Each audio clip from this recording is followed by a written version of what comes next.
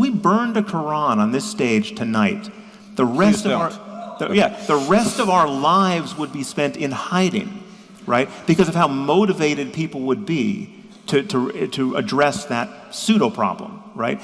That's the world we're living in, and civilization, insofar as we have a purchase on it, is a matter of correcting for those errors. And but religion, for the most part, not across the board, but for the most part, is standing in the way of those course corrections.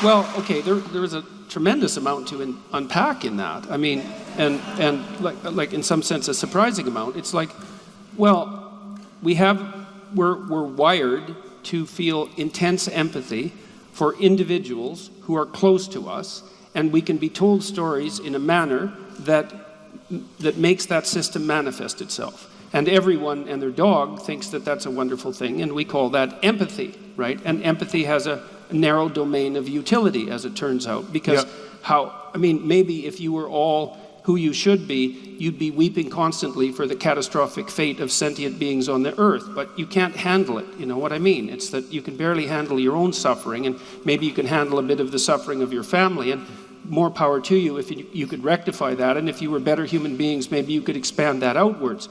But the fact that our empathy doesn't scale up to the level of genocide with the same intensity that we treat instances of individual suffering isn't an indication that we're irrational. It's just an indication that we're limited. Well, that's not true.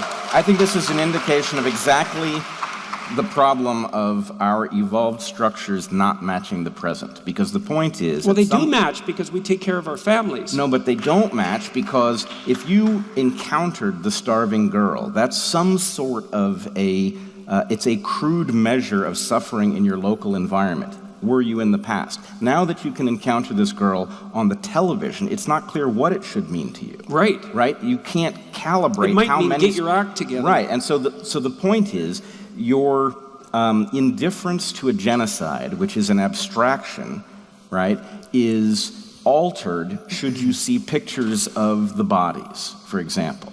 You shouldn't actually feel differently about the genocide in the abstract case versus the case that you're looking at the bodies. And the fact that we have access to photorealistic representations of these things is new. But it's worse than that. This is why it's actually irrational, because I can show you the case where you care at level 10 about the little girl named Leela, and you care at level 8 about the little girl named Leela and her brother named Janti, right? And you care at level 4 if I've added a few more kids, but the little girl named Leela, who you ostensibly care about, is there in each one of these, right? So it is but your irrational. Resources are diminished. No, but like you have multiplication of the suffering. You have $10 to give away every month to help struggling humanity, and you tell me you'll give 10 to Leela this month, and then I catch you in another moment, and I say, well, you know, it's Leela and her brother, so it's like if you only can give 10.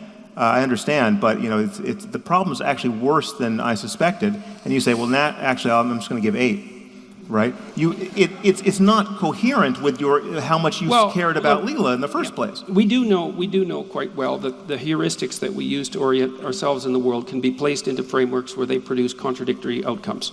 But that doesn't mean that the heuristics themselves are deeply flawed. It's a problem with the work of people like Kahneman and Tversky. Yeah, is they take perfectly valid heuristics for them. We need to correct for them because they're producing a reliable result that we recognize. Yeah, but no, you can put them in a situation where they produce a counterproductive response, but that doesn't mean that generally speaking in most situations they don't produce a useful outcome, because the question is, why in the hell would have they evolved if they didn't produce a useful outcome most of the time? They evolved to live with 150 people with whom we're related and to be terrified of the people in the next valley who may want to kill and eat us. Yes, right? And that's our ancient circumstance, right, which doesn't map onto a common humanity of 7 billion people trying to figure out how to get to Mars without killing each other. I want to talk about a remarkable phenomenon that is going on in Asia and Africa, namely the large-scale conversion of Muslims to Christianity. There was a complaint by a guy on Al Jazeera who said that by his count, 6 million Muslims are converting to Christianity each year. Christians have been saying two things. Number one, God is eternal. Eternal meaning not living forever on and on and on. Eternal in the sense of outside of time.